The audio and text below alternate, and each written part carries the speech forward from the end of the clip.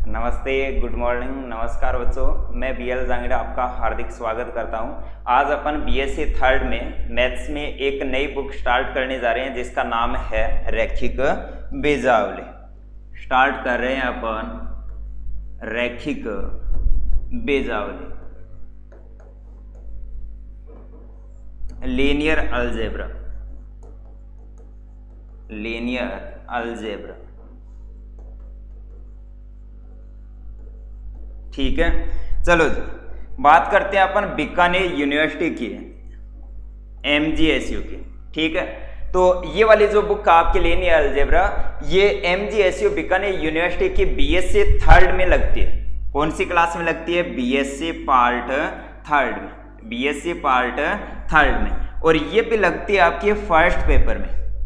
जो linear algebra आपकी book है ये लगती है आपके MGSU के बीएससी थर्ड में, वो भी किस में भी? पेपर फर्स्ट में, पेपर फर्स्ट में भी।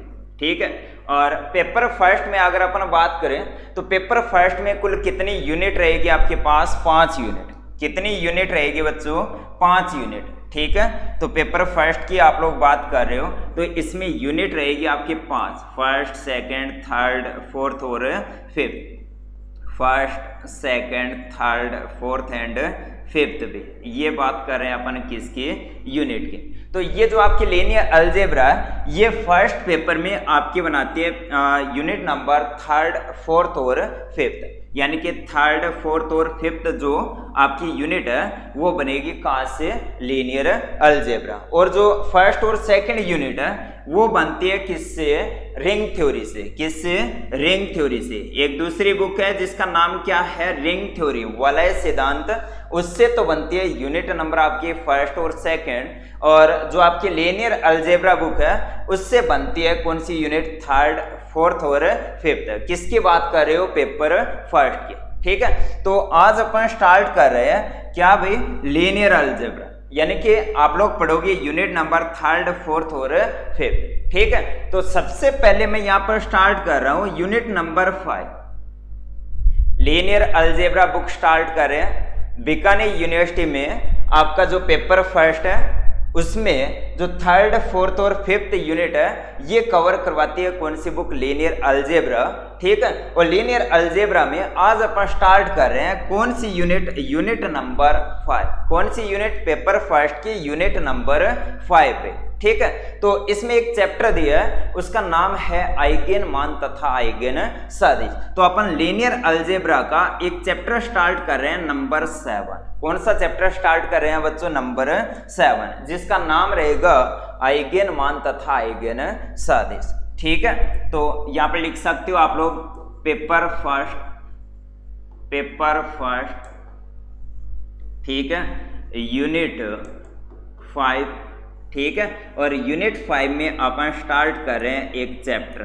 कौन सा चैप्टर भाई? चैप्टर नंबर 7, चैप्टर नंबर 7 भी। ठीक है, चलो जी स्टार्ट करते हैं चैप्टर नंबर 7 जिसका नाम है आइगेन मान तथा आइगेन सदिश। आइगेन मान तथा आइगेन सदिश, आइगेन सदिश, आइगेन मान तथा आइगेन सदिश। ठीक है, चलो जी स्टार्ट करते हैं अपन आइगेन मान, eigen value and eigen vector, eigen मान तथा आइगेन सदिश। चैप्टर नंबर 7 अपन स्टार्ट कर रहे हैं जिसका नाम है बच्चों आइगेन मान तथा आइगेन सदिश भी। ठीक है, चलो जी सबसे पहले अपन देखते हैं डेफिनेशन कि आइगेन मान और आइगेन सदिश होता क्या है। आइगेन मान तथा आइगेन सदिश होता क्या? बीएससी फर्स्ट में अपन ने एक बुक पढ़ी थी जिसका नाम था मैट्रिक्स। उसमें अपन ने एक चैप्टर पढ़ा था जिसमें अपन ने आइगेन मान और आइगेन सदिश के बारे में डिटेल से पढ़ा था। वो सेम चैप्टर यहाँ पर आपको रिपीट करना है, सेम चैप्टर आपको यहाँ पर रिपीट करना है। ठीक है, तो सबसे पहले अपन देखते हैं आइगेन मान और आइगेन सदिश होता क्या है। पहले अपन सॉल्ट में समझेंगे, उसके बाद में अपन डेफिनेशन लिखेंगे, क्योंकि जो पेपर है जो पेपर होगा उसमें डायरेक्ट डेफिनेशन पूछता है कि आइगेन मान तथा आइगेन सदिश को परिभाषित कर। आइगन मान तथा आइगन सदिश को परिभाषित कर। ठीक है, तो उसके लिए सबसे पहले अपन शॉर्ट में लिख रहे हैं कि मानकर चल रहे हो कि टी क्या है, कोई एक रैखिक रूपांतरण। टी क्या है, रैखिक रूपांतरण, यानी कि टी क्या है, किसी रैखिक फलन का नाम है। जैसे फंक्शन को एफ से लिखते हो उसी प्रकार किसी रैखिक रूपांतरण का मैंने नाम लिखा है टी। अगर टी कोई एक फंक्शन है तो उसके अंदर चर रखते हैं, तो चर के रूप में आपने लिखा एक्स, क्या लिखा, एक्स लिखा। तो मानकर चलो कि टी क्या है, कोई एक रैखिक रूपांतरण और इस प्रकार से दिया है कि T x is equal to lambda x. सबसे पहले आप लोग सॉल्ट में बता रहे हो कि माना टी कोई एक रैखिक रूपांतरण इस प्रकार से है कि टी एक्स बराबर लैम्डा एक्स, और आपको एक कंडीशन ध्यान में रखनी है कि जहां पर ये जो एक्स लिखा है ये क्या नॉन जीरो है, जो एक्स लिखा है ये क्या एक नॉन जीरो वेक्टर है, नॉन जीरो वेक्टर है, वेक्टर है यानी कि इसका अर्थ है belongs to V, belongs to we.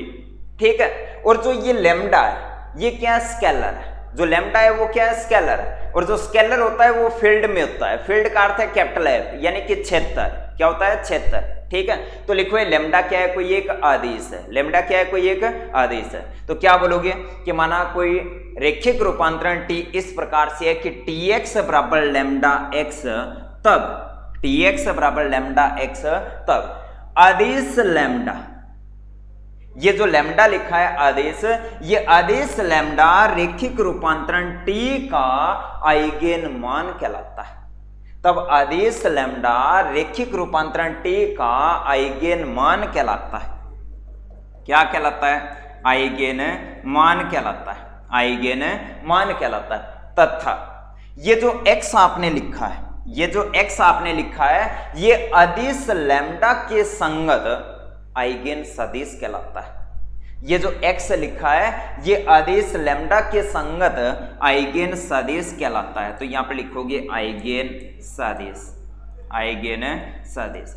तो शॉर्ट में आपने क्या बोला कि माना टी कोई एक रैखिक रूपांतरण है जो कि इस प्रकार से है कि टी एक्स बराबर लैम्डा एक्स, यानी कि फंक्शन को आपने इस प्रकार से डिफाइन किया है, बताया है कि अगर इसके अंदर x लिख रहे हो तो आंसर के रूप में x ही आएगा, लेकिन गुणा में क्या आएगा, कोई कांस्टेंट आएगा। अगर t इस प्रकार सा अगर t इस प्रकार का कोई एक रैखिक रूपांतरण है तब ये जो कांस्टेंट लैम्डा है ये रैखिक रूपांतरण t का आइगेन मान कहलाता है, तथा ये जो x है ये आदेश लैम्डा के संगत आइगेन सदिश कहलाता है। ये वाली डेफिनेशन आपको डायरेक्ट लिखनी है।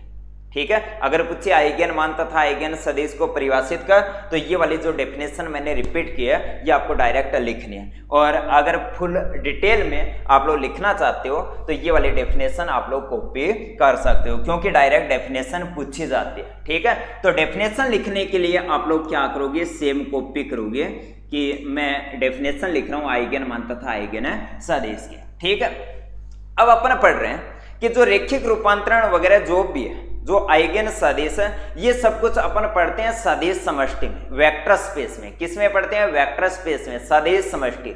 ठीक है, और सदिश समष्टि को लिखते हैं वेक्टर स्पेस से। तो मैं मानकर चल रहा हूं कि माना VF क्या है, कोई एक सदिश समष्टि है, और VF कोई सदिश समष्टि है जिसकी विमा मैं मानकर चल रहा हूं स्मॉल n।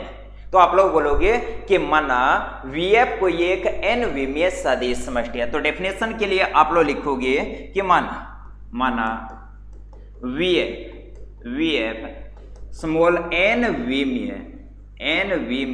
सदिश समष्टि है, सदिश समष्टि है, तथा T कोई एक रैखिक रूपांतरण या प्रतिचित्रण इस प्रकार से है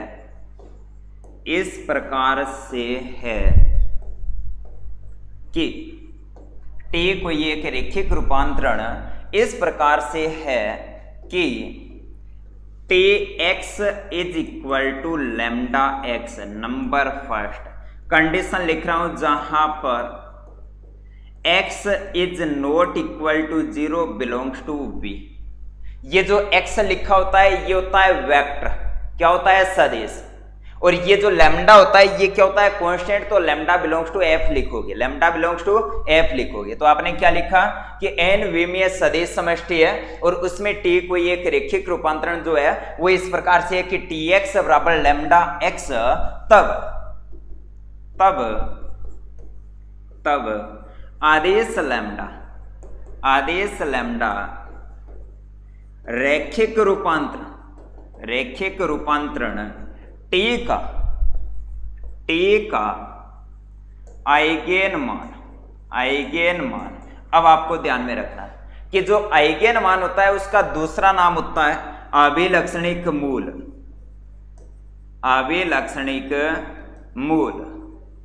या फिर इसका दूसरा नाम आप लोग लिख सकते हो गुप्त मूल। क्या लिख सकते हो, गुप्त मूल। ठीक है, अगर ये ब्रैकेट वाला लिखो है तो ठीक है, ना लिखो है तो भी ठीक है। ठीक है, तो क्या लिखा आपने, आदेश लैम्डा रैखिक रूपांतरण टी का आइगेन मान कहलाता है तथा कैपिटल एक्स आदेश लैम्डा के संगत आइगेन सदिश कहलाता है, आइगेन सदिश कहलाता है। ये हुई आपकी डेफिनेशन, इसमें मैं एक कंडीशन लिख रहा हूं, कि यदि v क्या है कि एक वास्तविक संख्याओं की सदिश समष्टि। अब v क्या होता है, एक्चुअल में एक सेट ही होता है। ठीक है, अगर v कोई एक सेट है जिसके अंदर प्रत्येक संख्या क्या है, वास्तविक संख्या है, तो v को अपन बोल सकते हैं जैसे वास्तविक संख्याओं की सदिश समष्टि। तो यहां पर कंडीशन लगा रहा हूं कि यदि v वास्तविक संख्याओं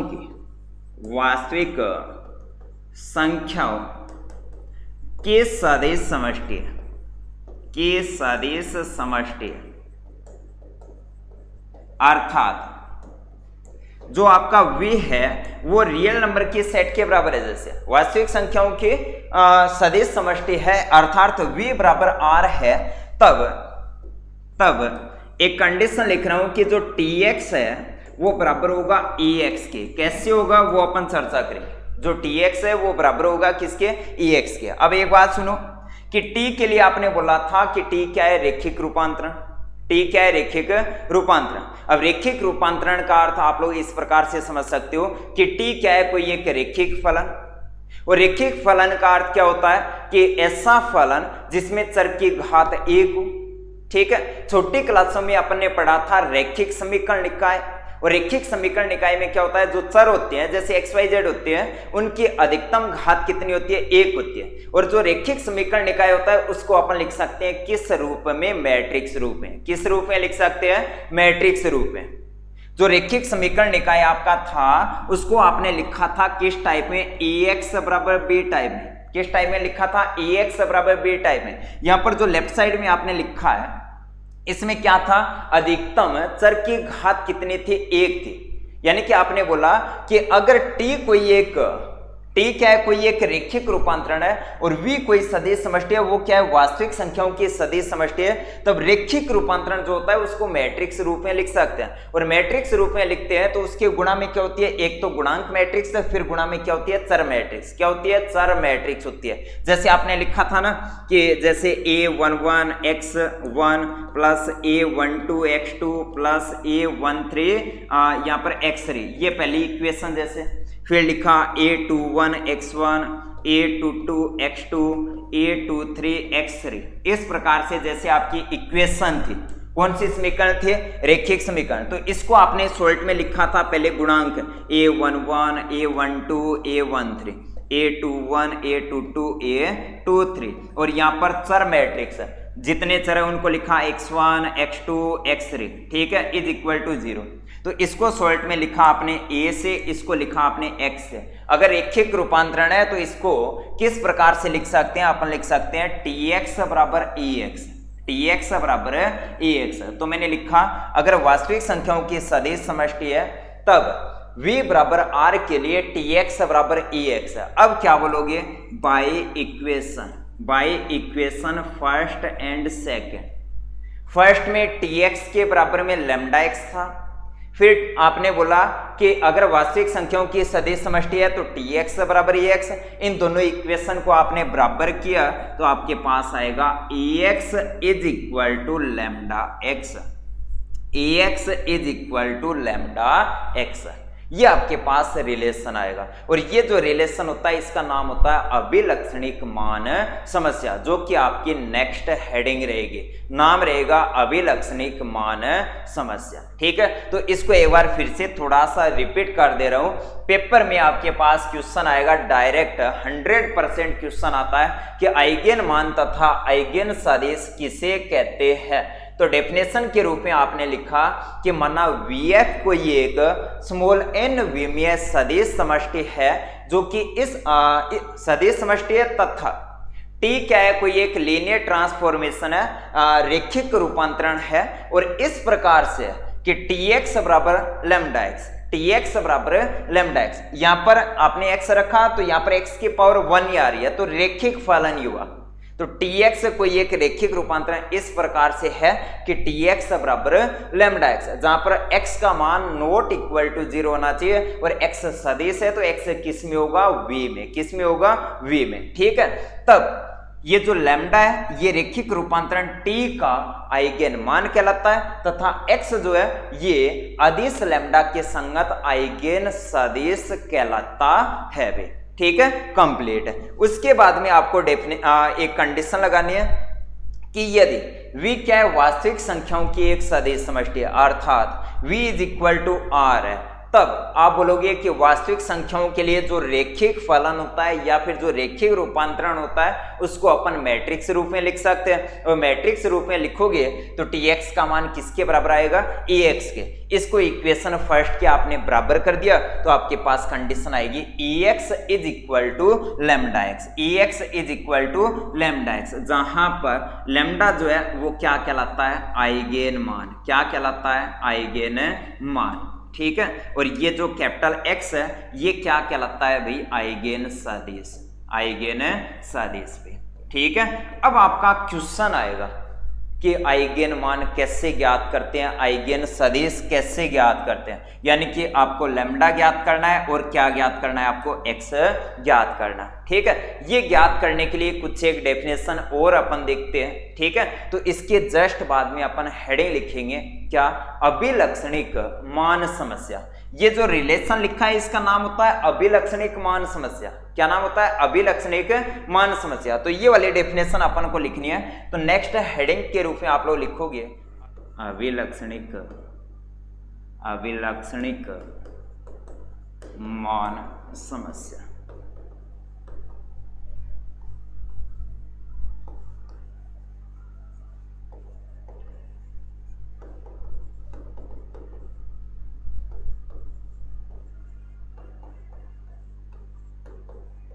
अभिलक्षणिक मान समस्या। ठीक है, इसके लिए मैं कोई एक स्क्वायर मैट्रिक्स लेकर चल रहा हूं जिसका नाम लिख रहा हूं कैपिटल ए। स्क्वायर मैट्रिक्स लेकर चल रहा हूं जिसका नाम लिख रहा हूं कैपिटल ए।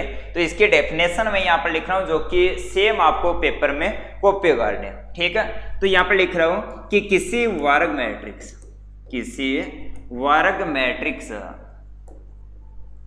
कैपिटल, और इसकी कोटि मैंने लिखी है n क्रॉस, किसी वर्ग मैट्रिक्स कैपिटल ए के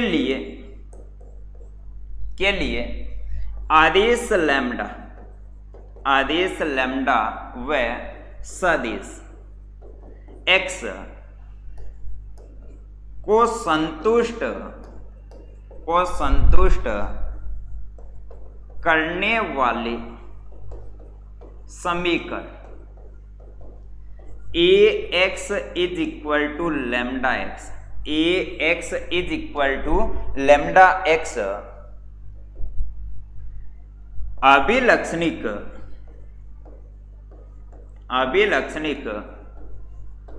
समीकरण कहलाती है,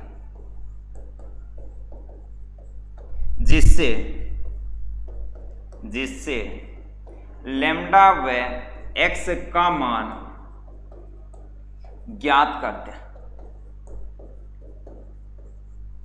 ठीक है, क्या लिखा है पीछे आपने लिखा था कि अभिलक्षणिक, आपने पीछे क्या लिखा था, आइगन मान तथा आइगन सदिश, और आइगन मान और आइगन सदिश की जब आपने डेफिनेशन लिखी उस टाइम आपने बोला कि टी कोई एक रेखिक रूपांतरण है जो कि इस प्रकार से टी एक्स बराबर लेमडा एक्स, और v जो है वो क्या है वास्तविक संख्याओं में सदिश समष्टि है, तो t बराबर होता है किसके, tx बराबर होता है किसके, ex के, दोनों को बराबर किया तो ex बराबर लेमडा x।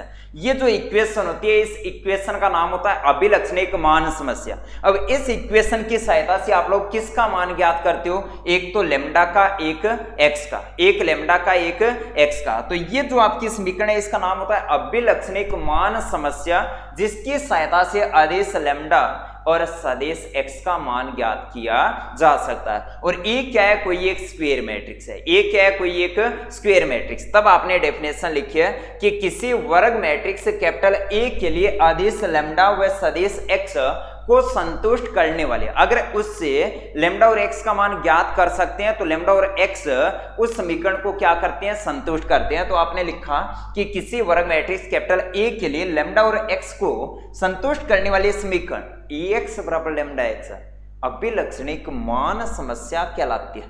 सॉरी, यहाँ पर क्या लिख दिया आपने, अभिलक्षणिक समीकरण, तो यहाँ पर आपको क्या लिखना है, अभिलक्षणिक मान समस्या, अभिलक्षणिक मान समस्या कहलाती है, जिसकी सहायता से लेमडा व x का मान ज्ञात करते हैं, जिसकी सहायता से लेमडा व x का मान ज्ञात करते हैं। ठीक है, तो इसको अपन इस प्रकार से भी लिख सकते हैं कि आपने लिखा कि ax is equal to lambda x।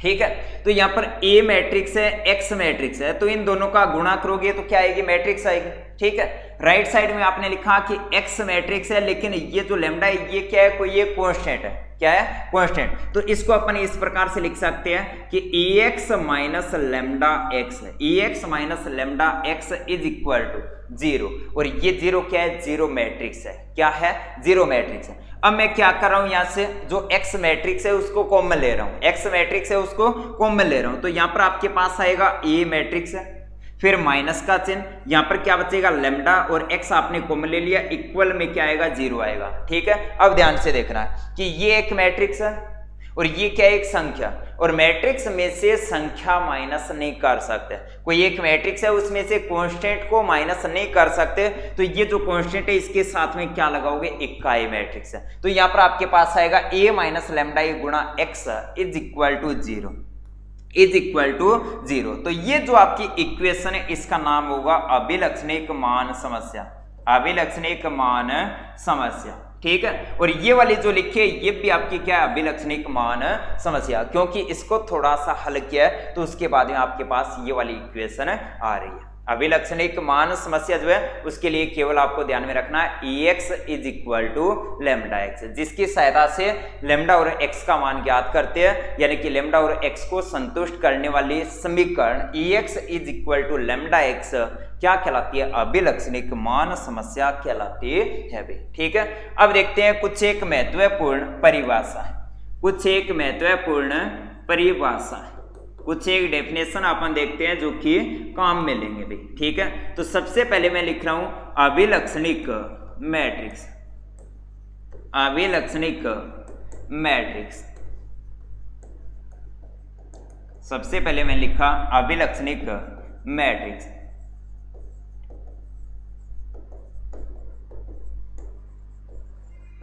अभिलक्षणिक मैट्रिक्स। ठीक है, अब देखो जो अभिलक्षणिक मैट्रिक्स ज्ञात करते हैं वो ज्ञात करते हैं अपन किसी स्क्वायर मैट्रिक्स के लिए, किसके लिए, किसी स्क्वायर मैट्रिक्स के लिए। तो आप लोग क्या लिखोगे कि किसी वर्ग मैट्रिक्स, किसी वर्ग मैट्रिक्स कैपिटल ए के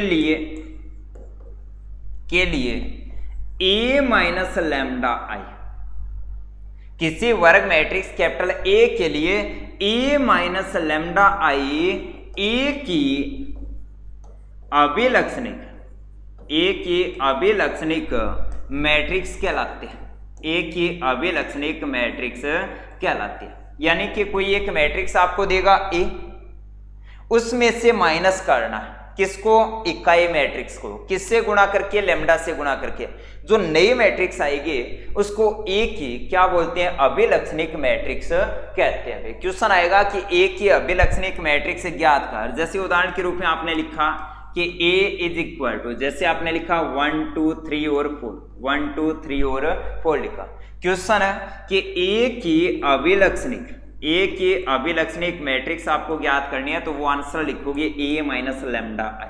ठीक है, तो पहले आपने लिखा A, तो 1 2 3 और 4, फिर लिखना है माइनस लैम्डा, फिर I 1 0 0 और 1।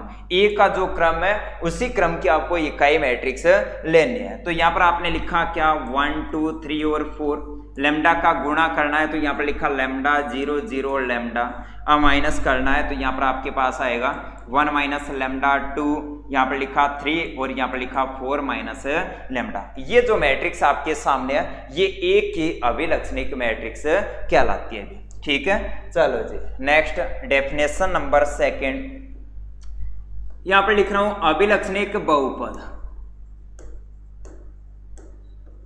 अभिलक्षणिक बहुपद या फिर इसका दूसरा नाम है अभिलक्षणिक सारणिक। अभिलक्षणिक बहुपद या फिर अभिलक्षणिक सारणिक में।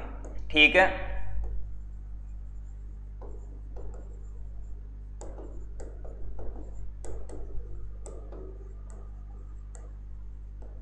अभिलक्षणिक बहुपद या फिर अभिलक्षणिक सारणी। तो ये भी अपन ज्ञात करते हैं वर्ग मैट्रिक्स के लिए। क्या लिखोगे? सेम डेफिनेशन आपको लिखनी है कि किसी वर्ग मैट्रिक्स कैपिटल ए के लिए, किसी वर्ग मैट्रिक्स कैपिटल ए के लिए अभिलक्षणिक मैट्रिक्स के संगत सारणिक, के संगत जो सारणिक आएंगे। कौन सी सारणी? जैसे ये मैट्रिक्स है A माइनस लैम्डा, इसके संगत आपको क्या चाहिए? सारणिक चाहिए। जो सारणिक होगी वो A की अभिलक्षणिक सारणिक कहलाती है। तो डेफिनेशन में क्या लिखोगे? किसी वर्ग मैट्रिक्स कैपिटल A के लिए उसकी अभिलक्षणिक matrix A minus lambda I के संगत सारणिक determinant of A minus lambda I A की अभिलक्षणिक सारणिक कहलाती है। A की अभिलक्षणिक सारणिक कहलाती है। फिर लिखोगे जिसमें आदेश लैम्डा के पद होते हैं। ए आपको क्वेश्चन में दिया है, आई आप लोग जानते हो, तो इसके अंदर किसके पद होंगे? लैम्डा के। और जो सारणिक होती है उसका आप लोग क्या कर सकते हो? प्रसार। अगर इसका प्रसार करोगे तो इसके अंदर आपको क्या दिखाई देंगे? लैम्डा के पद, और लैम्डा के पद दिखाई देंगे, यानी कि लैम्डा के रूप में क्या बनेगा? एक बहुपद। क्या बनेगा? एक बहुपद। तो इसका नाम होता है अभिलक्षणिक बहुपद। क्या नाम होता है? अभिलक्षणिक बहुपद। ठीक है, तो लिखोगे जिसमें आदेश लैम्डा के पद होते हैं भी। ठीक है, इसलिए इसे अभिलक्षणिक बहुपद भी कहते हैं, जिसमें आदेश लैम्डा के पद होते हैं, जो कि लैम्डा में क्या होता है? एक बहुपद होता है। जैसे उदाहरण के रूप में आप लोग लिख रहे हो कि ए आपके पास था कि A इज इक्वल टू 1 2 3 और 4, 1 2 3 और 4। क्वेश्चन है कि A की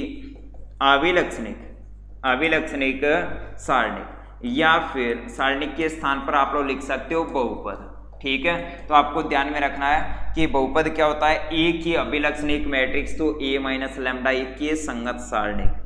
ठीक है, यहां पर आपने लिखा कि पहले A माइनस लैम्डा आपने ऊपर ज्ञात किया था, तो आपने लिखा था 1 माइनस लैम्डा, यहाँ पर लिखा था 2, फिर लिखा था 3, यहाँ पर लिखा था 4 माइनस लैम्डा।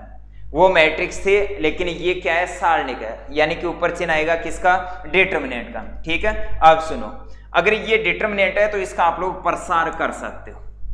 इसका प्रसार करोगे तो यहाँ पर आएगा 1 माइनस लैम्डा गुणा 4 माइनस लैम्डा माइनस का 6। तो आपने लिखा था कि जिसके अंदर आदेश लैम्डा के पद होते हैं, और आदेश लैम्डा के पद है तो इसको फंक्शन के रूप में या फिर बहुपद के रूप में लिख सकते हैं। अगर इसमें लैम्डा के पद है तो इसको शॉर्ट में लिख सकते हो एफ ऑफ लैम्डा। किससे लिख सकते हो? F of lambda. अगर ध्यान से देखोगे तो इसमें लैम्डा में कितनी घात का बहुपद है? लैम्डा गुणा लैम्डा, यानी कि लैम्डा स्क्वायर। लैम्डा में 2 घात का बहुपद है, यदि दी गई वर्ग मैट्रिक्स आपकी जो है वो क्या है 2 क्रॉस 2 क्रम की स्क्वायर मैट्रिक्स है, तो इसकी जो अभिलक्षणिक समीकरण इसका जो अभिलक्षणिक बहुपद होता है वो लैम्डा में 2 घात का बहुपद होता है, लैम्डा में 2 घात का बहुपद होता है। तो आप लोग इस प्रकार से लिख सकते हो कि यदि capital A n cross n क्रम का एक वर्ग मैट्रिक्स है तब ए की जो अभिलक्षणिक बहुपद या फिर ए की जो अभिलक्षणिक सारणिक होती है वो लैम्डा में n घात का बहुपद होता है। जैसे 2 क्रॉस 2 का सारणिक 2 क्रॉस 2 क्रम का वर्ग मैट्रिक्स था, तो इसका जो अभिलक्षणिक बहुपद आपने ज्ञात किया वो लैम्डा में कितनी घात का बहुपद है 2 घात का। कितनी घात का बहुपद है भाई 2 घात का बहुपद है। ठीक है, इसको अपन सोल्ट में f ऑफ लैम्डा से भी लिख सकते हैं। ठीक है, अब आपने बहुपद लिख लिया, इसके बाद में अपन लिखेंगे अभिलक्षणिक समीकरण। तो नेक्स्ट आपकी नंबर 3 अभिलक्षणिक समीकरण, अभिलक्षणिक समीकरण। ठीक है, आप सुनो, पीछे आपने लिखा अभिलक्षणिक बहुपद और बहुपद को शून्य के बराबर लिख देते हैं तो वो क्या बनती है अभिलक्षणिक समीकरण। ठीक है, तो क्या लिखोगे कि वर्ग मैट्रिक्स कैपिटल ए के संगत अभिलक्षणिक सारणिक ए माइनस लैम्डा ए, इस पर क्या लगाया आपने डिटरमिनेंट। वर्ग मैट्रिक्स कैपिटल ए की संगत अभिलक्षणिक सारणिक या बहुपद को शून्य के बराबर रखने पर प्राप्त समीकरण वर्ग मैट्रिक्स ए की अभिलक्षणिक समीकरण कहलाती है, अभिलक्षणिक समीकरण कहलाती है। जैसे उदाहरण के रूप में सेम उदाहरण में लिखकर चल रहा हूं कि स्क्वायर मैट्रिक्स आपकी थी 1 2 3 और 4। क्वेश्चन है कि ए की अभिलक्षणिक समीकरण बता, तो वो होगी आपकी determinant of A minus lambda A. तो ये तो बहुपद है या सारणिक एक के बाद है, इसको किसके बराबर करना है शून्य के। ठीक है, ये आपने ज्ञात किया था, इसको लिखा था 1 माइनस लैम्डा 2 3 4 माइनस लैम्डा, ठीक है, इज इक्वल टू 0। इसको हल किया था तो आपने लिखा 1 माइनस लैम्डा, यहाँ पर 4 माइनस लैम्डा माइनस का 6 इज इक्वल टू 0। तो ये क्या है आपके पास एक इक्वेशन जिसे अपन बोलते हैं अभिलक्षणिक समीकरण, यानी कि वर्ग मैट्रिक्स कैपिटल ए के लिए अभिलक्षणिक सारणिक या फिर अभिलक्षणिक बहुपद को शून्य के बराबर रखने पर प्राप्त समीकरण ए की अभिलक्षणिक समीकरण कहलाती है, जो कि लैम्डा में n घात की एक समीकरण होती है यदि ए n क्रॉस n क्रम की एक वर्ग मैट्रिक्स है।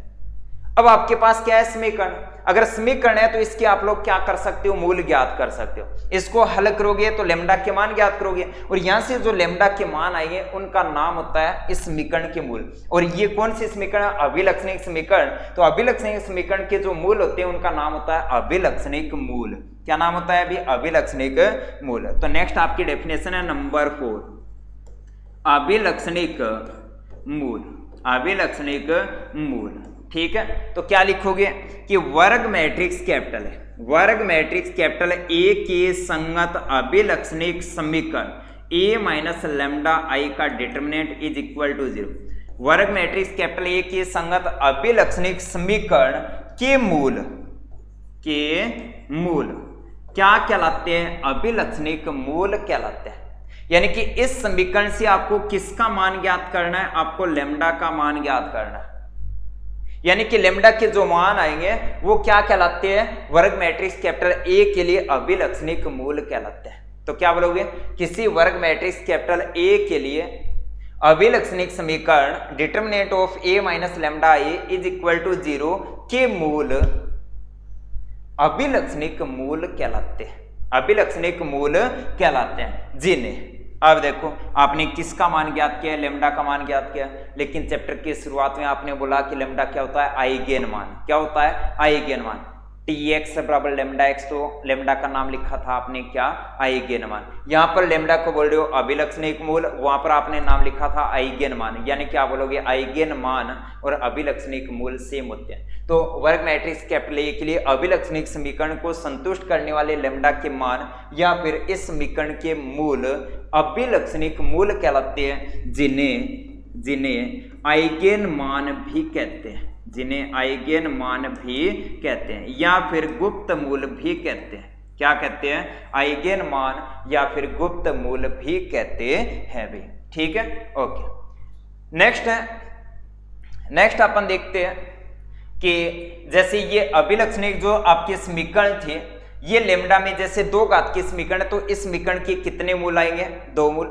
अब यदि कैपिटल ए आपकी 4x4 क्रम की एक वर्ग मैट्रिक्स है, तो इसके अभिलक्षणिक समीकरण जो है वो लेमडा में 4 घात के समीकरण होगी, तो उसके कितने मूल, 4 मूल। अगर ए जो है वो n×n क्रम की वर्ग मैट्रिक्स है, तो इसके अभिलक्षणिक समीकरण जो है वो लेमडा में n घात की एक समीकरण, तो उसके कितने मूल, n मूल। और उन सभी मूलों को अगर एक साथ लिखकर अगर आप लोग सेट बनाते हो, तो उस सेट का नाम होता है स्पेक्ट्रम या फिर मानावली। यानी कि नेक्स्ट आपके डेफिनेशन नंबर 5 हेडिंग लिखोगे मानावली। क्या लिखोगे, मानावली, यानी कि स्पेक्ट्रम। ठीक है, क्या लिखोगे कि किसी वर्ग मैट्रिक्स कैपिटल ए के संगत अभिलक्षणिक समीकरण a माइनस लैम्डा आई का डिटर्मिनेंट इज इक्वल टू 0 के सभी मूलों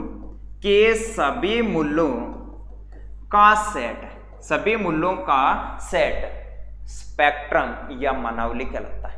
वर्ग मैट्रिक्स कैपिटल ए के संगत अभिलक्षणिक समीकरण के सभी मूल्यों का समुच्चय या फिर ए के संगत आइगन मानों का समुच्चय या फिर अभिलक्षणिक मूल्यों का समुच्चय मानावली या फिर स्पेक्ट्रम कहलाता है। ठीक है, तो ये थी आपकी कुछ एक डेफिनेशन, जिनको मैं थोड़ा सा रिपीट कर दे रहा हूं। सबसे पहले आपने लिखा था आइगन मान तथा आइगन सदिश, तो आपने लिखा कि वीएफ क्या है, कोई एक सदिश समष्टि है। टी को ये रेखीय रूपांतर इस प्रकार से टी एक्स बराबर लैम्डा एक्स, तो लैम्डा क्या था, टी का आइगन मान था, तो और एक्स था वो लैम्डा के संगत क्या था, आइगन सदिश था। फिर आपने क्या बोला कि अगर वीएफ जो है वो आर के बराबर वास्तविक संख्याओं की सदिश समष्टि है, तो आपने बोला रैखिक रूपांतरण को ई एक्स के बराबर लिख सकते हैं। तो वहां पर एक कंडीशन बनी थी कि ई एक्स बराबर लैम्डा एक्स। ये जो इक्वेशन है इसका नाम आपने लिखा था अभिलक्षणिक मान समस्या, जो कि लैम्डा और एक्स को संतुष्ट करती है। फिर डेफिनेशन आपने लिखी नंबर फर्स्ट थी वर्ग मैट्रिक्स कैपिटल ए के संगत ए माइनस लैम्डा ए क्या कहलाती है भाई, अभिलक्षणिक मैट्रिक्स। फिर आपने क्या किया, इस पर डिटर्मिनेंट लगाया, तो ए माइनस लैम्डा ए क्या कहलाती है, अभिलक्षणिक समीकरण। इसमें लैम्डा के पद है, लैम्डा ए रूप में बहुपद है, तो इसका नाम होता है अभिलक्षणिक बहुपद। फिर आपने क्या किया, इसको शून्य के बराबर, और शून्य के बराबर किया तो इसका नाम होता है अभिलक्षणिक समीकरण। और इसके जो मूल आएंगे उनका नाम होता है अभिलक्षणिक मूल, और मूलों का सेट बनाया, उस सेट का नाम क्या होता है, मानावली। क्या नाम होता है, मानावली। इसके आगे का पार्ट अपन देखें नेक्स्ट पार्ट।